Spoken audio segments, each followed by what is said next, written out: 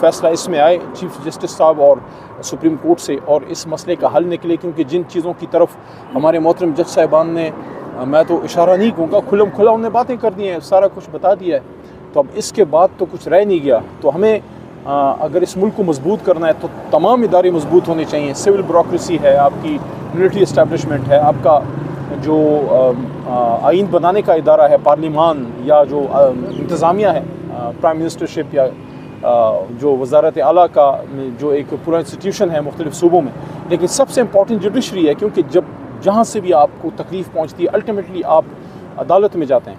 تو عدالتی نظام مضبوط ہوگا تو ریاست مضبوط ہوگی، پاکستان مضبوط ہوگا، اور تبھی یہ ریاست صحیح معنوں میں عام آدمی یہاں جی سکے گا. کیونکہ اگر عام آدمی کو انصاف نہیں ملتا تو وہ پھر کدھر جائے گا. اس لیے یہ میرے خیال میں پاکستان کی جوڈیشل تاریخ میں یہ واٹر شیڈ ہے، بہت بڑا سٹیپ ہے، بہت بڑا ایونٹ ہے. جب سے ہم وکالت سیکھ رہے تھے یا پھر چھوٹے موٹے وکیل بنے، تو ایک بہت بڑا جو ایونٹ تھا وہ جوڈیشل موومنٹ تھی، جو سابق چیف جسٹس جناب افتخار چوہی صاحب کے زمانے میں جو لائرز نے وہ چلائی. اور اس کے بعد یہ والا واقعہ جو ہے شاید پچھلے 40-50 سال میں یہ دوسرا بڑا واقعہ ہے. ایک جوڈیشل موومنٹ، لائرز موومنٹ، اور ایک یہ. سر یہ بتائیے گا کہ کل کچھ پی ٹی آئی قائدین کے جو نام تھے وہ حیثیت سے نکال دیے گئے ہیں، تو کیا لگتا ہے آپ کو یہ معاملات سیٹلمنٹ یا جو ہے مل بیٹھنے کی طرف جا رہے ہیں؟ پی ٹی آئی کے لیے ماحول سازگار ہونے جا رہے ہیں؟ دیکھیے، ہمارے کچھ محترم ممبران تو عدالت سے ہی ریلیف لے لیا انہوں نے، تو اگر انہوں نے یہ نام نکالے ہیں تو یہ کوئی احسان تو نہیں ہے. جو غلطی کی ہے اس کو ٹھیک کیا ہے، تو اس سے میں اس کو اپریشیٹ کرتا ہوں. لیکن یہ سمجھنا کہ اس سے کوئی بہت بڑا بریک تھرو ہے یا کوئی خدا نخواستہ کوئی ڈیل ہے، اس تاثر کو تو میں رد کرتا ہوں.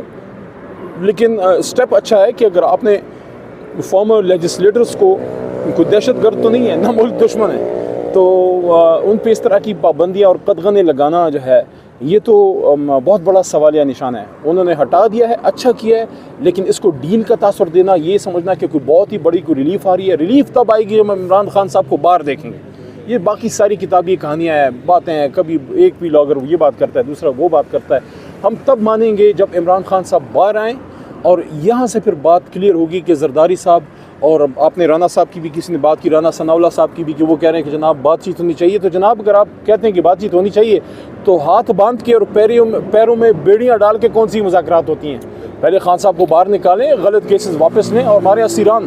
آپ یہ دیکھیے کہ یہ عالیہ حمزہ بی بی نے، اور صنم جاوید صاحبہ نے، اور ڈاکٹر یاسمین راشد صاحبہ جو کینسر کی سروائیور ہے، اور جو خود جس نے کتنی خدمت لاہور اور پنجاب کی ہے، کتنے ماؤں کی خدمت کی ہے، کتنے بچوں کی خدمت کی ہے. اور آپ یہ دیکھیے کہ ان کو 85 سال کی عمر میں کینسر سروائیور کو جس تکلیف سے وہ گزر رہی ہیں، تو اس طرح کے ظلم کر کے آپ کون سے مذاکرات کریں؟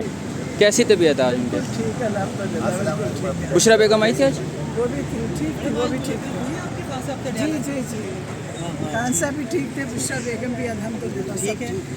گزشتہ شب سے طبیعت ناساز ہوئی تھی، ہاں لیکن اب ٹھیک تھی. وہ بلڈ پریشر اوپر سے ہوا لیکن ٹھیک تھی الحمدللہ. سماعت کا احوال خان صاحب نے کوئی بات کی ہے؟ میڈیا سے کی تھی انہوں نے.